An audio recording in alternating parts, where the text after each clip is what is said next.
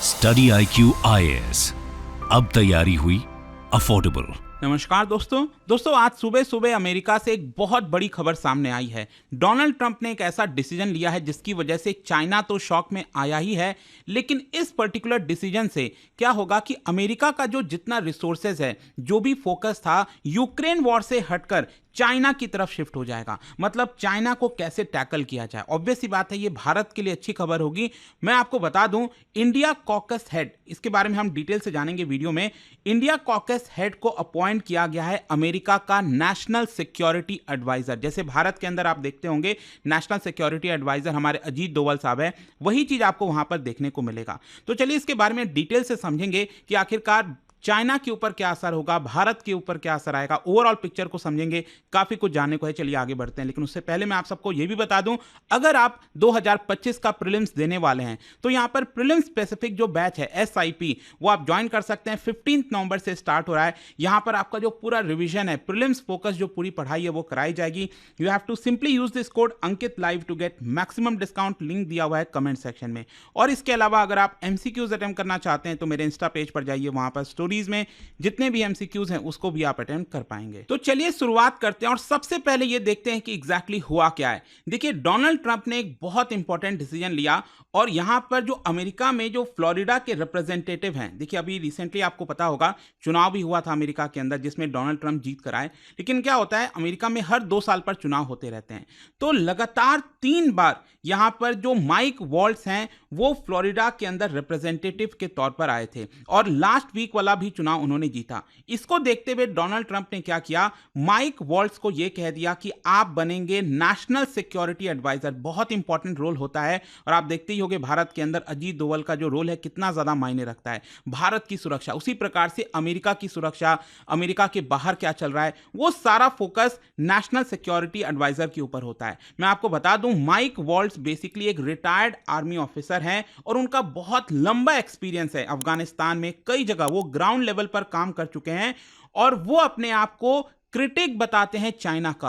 वो चाइना के काफी ज्यादा खिलाफ हैं और वो ये कहते हैं कि यहां पर इंडो पैसिफिक रीजन पर पूरा फोकस होना चाहिए और US को यहां पर अपने आप को प्रिपेयर करना चाहिए। साथ ही साथ मैं आपको यह भी बता दूं, माइक वॉल्ट्स चेयरमैन है of house armed services committee के, साथ ही साथ हाउस फॉरेन अफेयर्स कमिटी के भी मेंबर हैं। और सबसे इंपॉर्टेंट चीज यहां पर यह है कि वो इंडिया कॉकस को हेड करते हैं। क्वेश्चन यह है कि इंडिया कॉकस है क्या।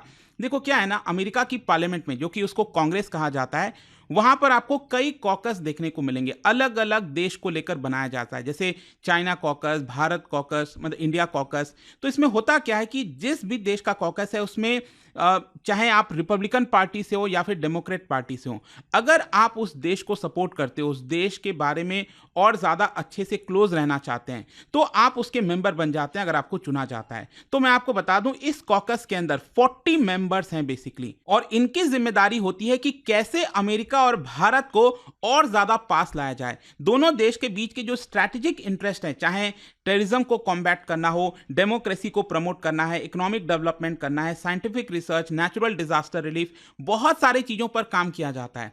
तो इसको हेड किया जाता है। ये जो कॉकस है एक तरह से आप कह सकते हैं टीम है पूरी, उसको हेड करते हैं माइक वॉल्ट्स। और ये भी मैं आपको बता दूं, ये कॉकस बनाया गया था 2004 में, जब यहां पर जो secretary of state Hillary Clinton थी, उन्होंने इसको एक तरह से फॉर्म किया था। और अमेरिका में आप देखोगे तो कॉकस जितने भी अलग अलग देशों का है उसमें सबसे बड़ा कॉकस आपको इंडिया कॉकस ही देखने को मिलेगा। तो इसी की वजह से माइक वॉल्ट्स एक तरह से भारत के सपोर्टर हैं। तो आप समझ सकते हैं कि चाइना के ऊपर इसका क्या असर होगा। तो क्वेश्चन यह है कि ये चाइना के लिए कितना मायने रखता है। मैंने आपको पहले ही बोला, माइक वॉल्ट्स क्रिटिक है चाइना के और वो साफ साफ कहते हैं कि जो चाइनीज कम्युनिस्ट पार्टी है वो ग्रेटर थ्रेट है इस समय US के लिए। और इनफैक्ट मैं आपको बता दूं, 2022 में जो बीजिंग में विंटर ओलंपिक्स हुआ था, और आपको याद होगा उस समय बॉयकॉट की बात चल रही थी कि US को बॉयकॉट कर देना चाहिए क्योंकि कोविड-19 का ओरिजिन चाइना के अंदर हुआ।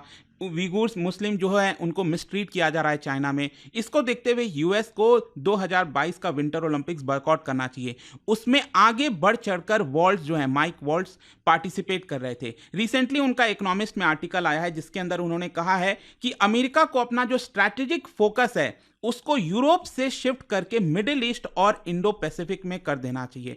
उनका बेसिकली ये मानना है कि यहां पर जो चाइना है वो सबसे बड़ा थ्रेट है, कम्युनिस्ट पार्टी सबसे बड़ा थ्रेट है। तो यहां पर जरूरी हो जाता है कि चाइना ताइवान के ऊपर अटैक करे, उसके पहले ही यूएस अपने आप को प्रिपेयर कर ले। उन्होंने यहां पर आर्टिकल में यह भी लिखा कि यूएस किस तरीके से जो डिफेंस की स्पेंडिंग है वो कट करते जा रहा है और यहां पर यूक्रेन को सपोर्ट कर रहा है। ऐसा नहीं होना चाहिए। यूएस को अपना जो डिफेंस इंडस्ट्रियल बेस है उसको बढ़ाना चाहिए ताकि मिलिट्री रेडीनेस अपने आप को रख सके। और साथ ही साथ माइक वॉल्ट्ज का ये जो अपॉइंटमेंट है as a national security adviser, ये आप समझ सकते हैं कि ये कितना इंपॉर्टेंट हो जाता है इस समय जब ऑलरेडी यूएस चाइना के रिलेशंस ऑल टाइम लो पर आपको देखने को मिलेंगे। यहां पर पहले भी जो ट्रेड वॉर्स वगैरह है वो यूएस चाइना के बीच में आपको देखने को मिली। साउथ चाइना सी के अंदर आपको पता ही है क्या चल रहा है। तो ओवरऑल आप कह सकते हैं कि यूएस बड़े स्तर पर अपने आप को प्रिपेयर करने जा रहा है ताकि वो चाइना को काउंटर करें। ऑब्वियस सी बात है, अगर अमेरिका को काउंटर करना है चाइना को तो उसको भारत की मदद लेनी पड़ेगी और इसीलिए माइक वॉल्ट्ज का जो अपॉइंटमेंट है उसका डायरेक्ट असर आपको भारत और यूएस के रिलेशंस में भी देखने को मिल सकता है। और जैसा कि हम सब जानते हैं कि चाइना कितना ज्यादा एग्रेसिव बिहेवियर बॉर्डर पर दिखाता है और भारत के खिलाफ कुछ ना कुछ करता ही रहता है। तो इसके लिए माइक वॉल्ट्ज का अपॉइंटमेंट भारत के लिए एक पॉजिटिव इंप्लीकेशंस हो सकता है। इनफैक्ट मैं आपको बता दूं, यहां पर जो इंडिया कॉकस है कांग्रेस के अंदर, वहां की पार्लियामेंट के अंदर, उसमें वो बढ़ चढ़कर यूएस इंडिया टाइज की बात करते थे कि कैसे यूएस को भारत को साथ लेना चाहिए। यहां पर उन्होंने एक तरह से यह भी कहा कि चाइना जो भी कुछ कर रहा है भारत के खिलाफ, लाइन ऑफ एक्चुअल कंट्रोल पर जो भी कुछ होता रहता है, ये यहां पर सही नहीं है और इसमें कहीं ना कहीं यूएस को पूरी तरह से भारत का सपोर्ट करना चाहिए। तो इन्हीं सारी चीजों की वजह से जो यहां पर माइक वॉल्ट्ज का स्टैंड रहा है अभी तक, इन सारी चीजों की वजह से बोला यह जा रहा है कि आगे आने वाले समय में यूएस और भारत के बीच में और ज्यादा पार्टनरशिप हो सकती है, डिफेंस रिलेटेड पार्टनरशिप हो सकती है। यहां पर आपको पता है अलग अलग प्रकार के जो ज्वाइंट मिलिट्री ऑपरेशंस किए जाते हैं, ये सब और ज्यादा आपको भारत और यूएस के बीच में देखने को मिलेगा क्योंकि माइक वॉल्ट्ज यहां पर एनएसए बनने जा रहे हैं। देखो ओवरऑल अगर हम देखें पूरे दुनिया के पर्सपेक्टिव से यहां पर बिग पिक्चर क्या निकलकर सामने आता है। देखो यहां पर मैंने आपको पहले ही बोला कि माइक वॉल्ट्ज का जो बैकग्राउंड है वो बहुत ज्यादा रोबस्ट है, बहुत ज्यादा स्ट्रांग है। वो रिटायर्ड आर्मी कर्नल हैं, साथ ही साथ उनके पास एक्सपीरियंस अगर आप देखोगे ना तो कॉम्बैट ऑपरेशंस में बहुत ज्यादा देखने को मिलेगा। स्ट्रैटेजिक डिफेंस में उन्होंने बढ़ चढ़कर काम किया है, उन्होंने मल्टीपल टूर्स किया है अफगानिस्तान के अंदर, साथ ही साथ यहां पर पेंटागन में, जो कि एक सुरक्षा के लिए बहुत इंपॉर्टेंट हो जाता है क्योंकि वो उसी को हेड करने वाले हैं, तो वहां पर ऑलरेडी वो पहले काम कर चुके हैं अलग अलग सेक्रेटरीज के अंदर।